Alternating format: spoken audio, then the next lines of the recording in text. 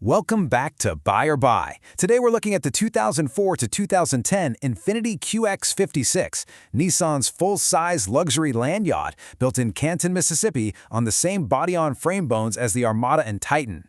Under that enormous, slightly awkward whale body sits a 5.6-liter V8 making about 315 to 320 horsepower, hauling nearly 3 tons through a 5-speed automatic. New, these were 50 to 57 grand. Used, they've crashed to as little as 5 grand, which looks like a lot of luxury SUV for the money. But what it costs to feed and fix is exactly why this one's a buy. A 3-ton V8 luxury SUV for the price of a used Civic. The catch? About 13 miles per gallon, full-size everything, and a radiator that can kill the transmission. Cheap to buy, brutal to run. Here's our roadmap for today. First up, who and cross-shop. Then we'll dive into the gems, followed by the issues, and wrap it all up with the verdict.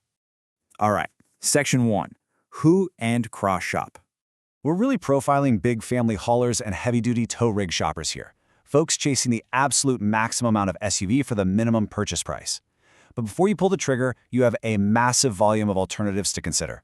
You must cross-shop the Nissan Armada. I mean, it's literally the exact same truck for less badge tax. On the American luxury side, you've got the Cadillac Escalade and the Lincoln Navigator. Chasing bulletproof reliability? Check out the Toyota Sequoia or the legendary Land Cruiser. For a German 3-row, there's the Mercedes GL. Or you could always step up to the sleeker, significantly more powerful second-generation Infiniti QX56.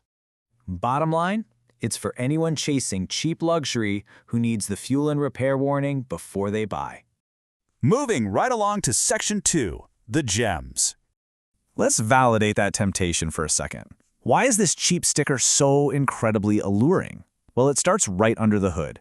You're getting the 5.6-liter VK56DE V8. This is Nissan's defining port-injected engine shared right across the lineup with the Armada and Titan and assembled in Decherd, Tennessee.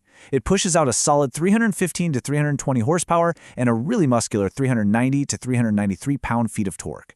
All of that power routes through a 5-speed automatic transmission down to a heavy-duty F-alpha ladder frame, and you can find it in either rear-wheel drive or four-wheel drive configurations. And you're going to need that V8 because this thing weighs nearly 5,700 pounds. That is a massive, almost 3-ton beast sitting on a full-size suspension. Yet, incredibly, thanks to that engine, it still manages to hustle from 0 to 60 miles per hour in roughly 7.8 to 8.5 seconds. That sheer scale translates directly into serious utility. You get an astonishing 8,900 pounds of maximum towing capacity.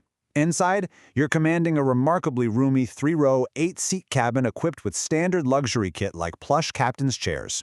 It is genuinely a living room on wheels, even if it feels a little cheaply trimmed considering its original price point. But here is the wild economic reality that brings us to the table. When these land yachts rolled out of the Canton, Mississippi plant, they carried an MSRP of around $50,000 to $57,000. Today, you can grab them on the used market for between $5,000 and $12,000. That is savage depreciation. It brings salvage-level prices to a fully functioning luxury vehicle.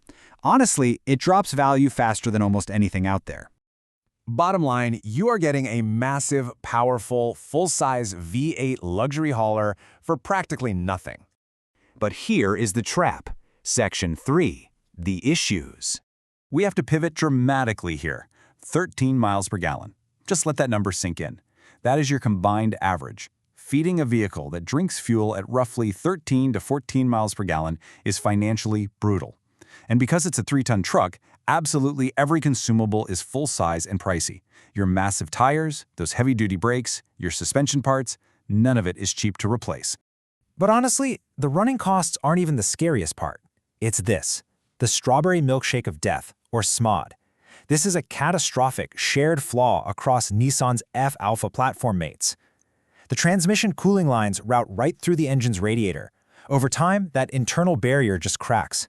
Pressurized engine coolant breaches the barrier and mixes directly with the automatic transmission fluid. It creates this pink, milky sludge that gets pumped directly into the Jatco automatic, rapidly destroying the internal clutch packs and the torque converter. If you don't bypass this with an external cooler before it fails, your transmission is dead. And the hits just keep coming. It's honestly exhausting. You've got to listen for a timing chain whine or startup hiss. The plastic tensioners and guides in this complex V8 wear down, and if they fail, you're staring down a 12 to 16-hour front engine teardown. You also face rapid brake-rotor warping just because this thing is so heavy. Plus, early VK56 engines are highly sensitive to bad fuel quality. Bad gas can cause the catalytic converters to break apart and actually get sucked back into the engine, accelerating wear. Add in frequent rear power-liftgate failures, completely archaic 2000s infotainment screens, interior plastics that feel way below their pay grade, and that polarizing front-end styling, and the headaches add up really fast. Bottom line, it loses value faster than almost anything, which tells you exactly how costly and unloved it is to keep. Which brings us to Section 4, the verdict. Verdict: buy. The 2004 to 2010 Infiniti QX56 looks like an enormous amount of luxury SUV for the money, a 3-ton V8 Land-Yacht for as little as $5,000. But that price is rock bottom for a reason.